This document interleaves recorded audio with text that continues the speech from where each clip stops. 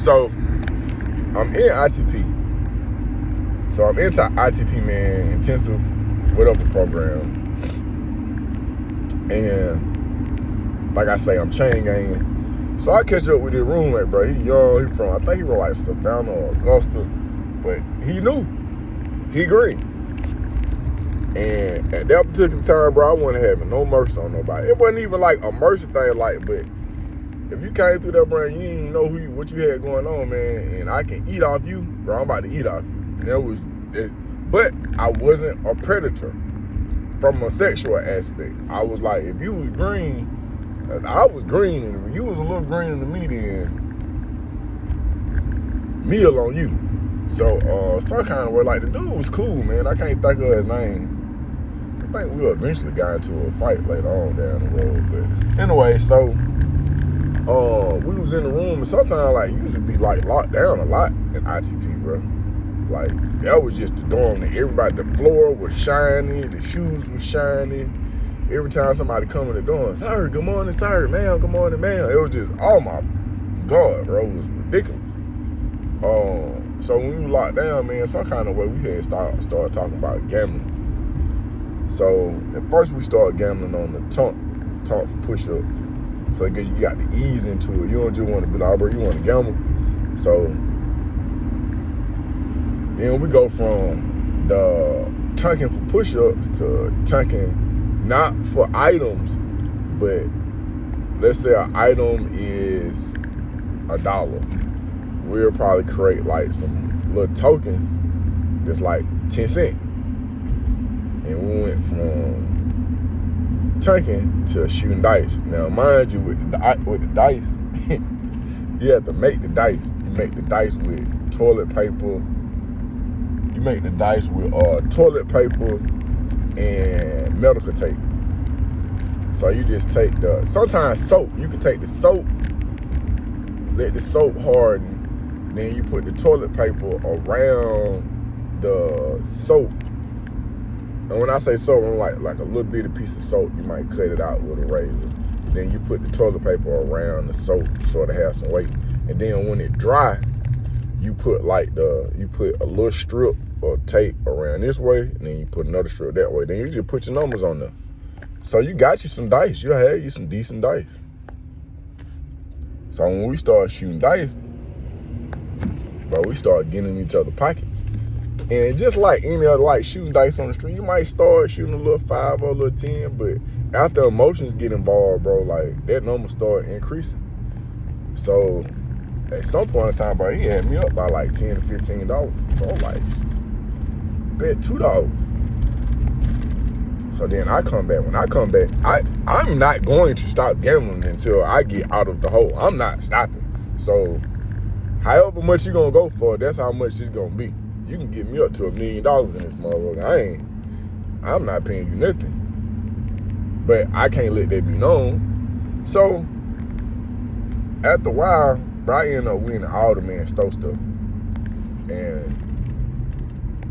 And when he go to the store, I already got half of that. And from a strategic perspective, bro, I don't even try to get him to start gambling.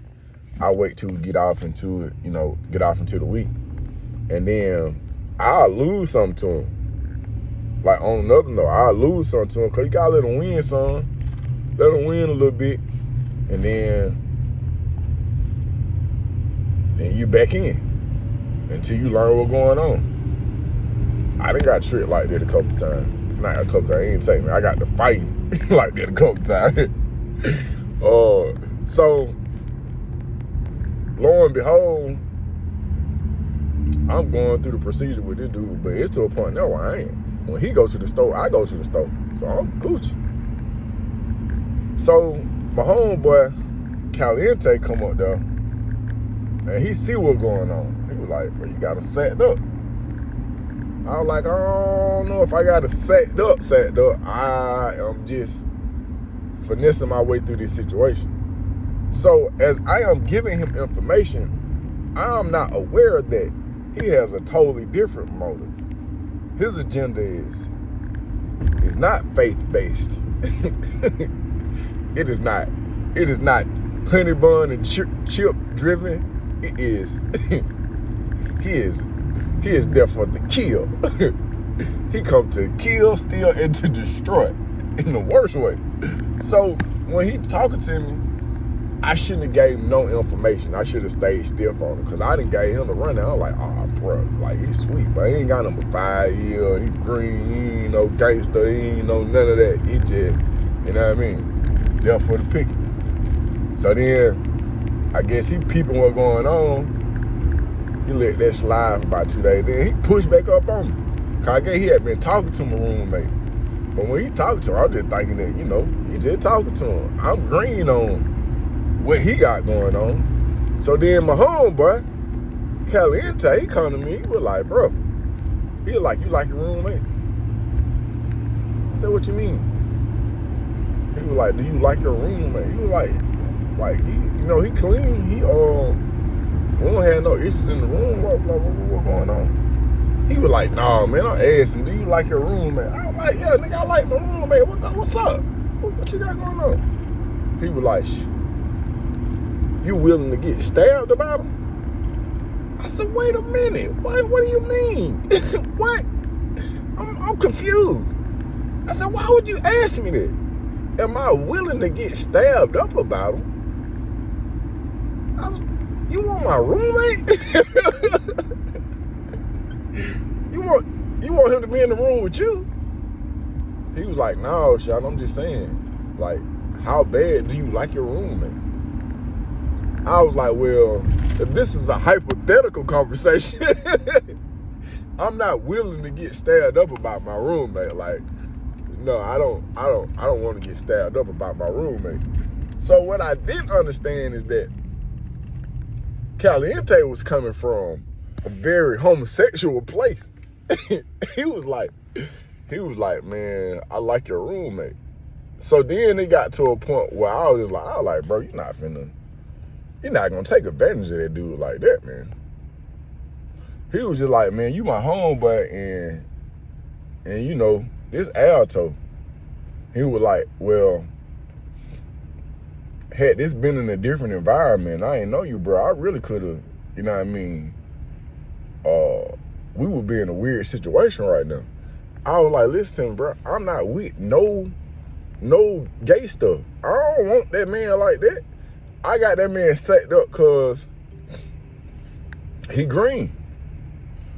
But then what I'm not understanding, what I didn't understand at the time is that when you're allowing somebody to take advantage of you like that, the predators is there. They're watching. They understand what's going on. And if you allow somebody to take advantage of your store goods, they like, well, it's just a matter of time for somebody to take advantage of somebody else.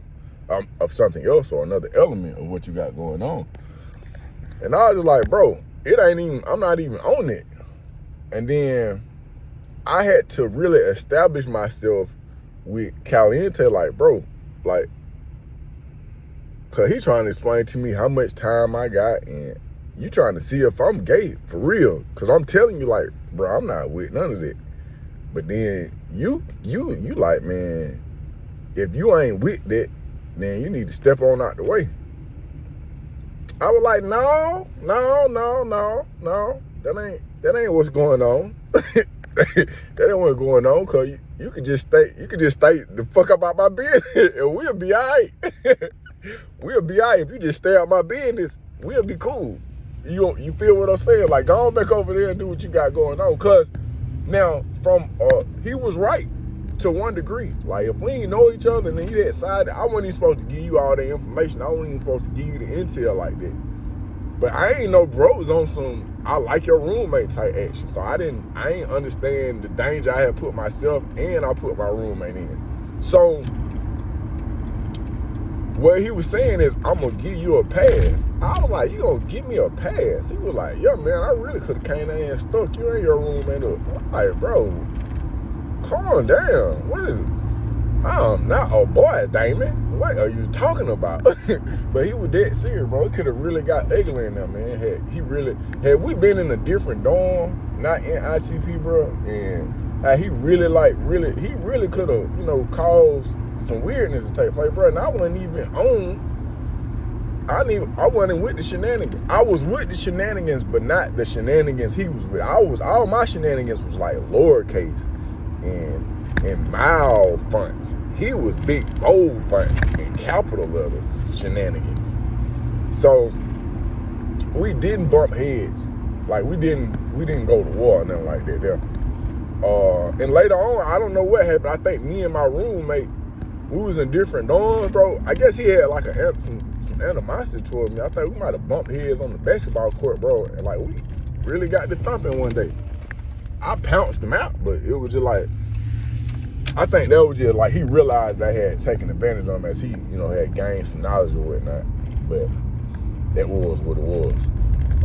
Also, I really seen how gay Caliente was, because it was another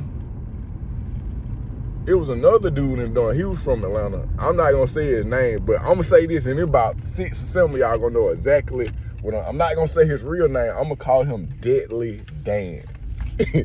Deadly Dan. He didn't have no teeth in front, but he was a Atlanta OG. Deadly Dan. I don't know if he's still locked up, if he's free. But so they used to be playing the little game, bro. Like going back and forth, like, man, I F you. Man, I F you. No, you ain't gay. No, I'm gay. I was like, bro, they kicking. Then he was like, boy, I kiss you in your mouth. And bro, one day we was in ITP, bro. And we in the day room. And to prove who was the gayest, but these folk just started tongue kissing each other in the mouth, man. I'm talking about on some and chain gang. It was like, no, you the different kind of gay. You the gay that allowed victimization to take place. And you like, no, you the kind of gay that allowed victimization to take place. So, long story short, bro. I guess they was just proving who was the gayest. They kissed that man in the mouth, bro. Yeah. That was what it was. I don't know what this is right here. Man, y'all subscribe, like, share, man. Let's get this thing cracking.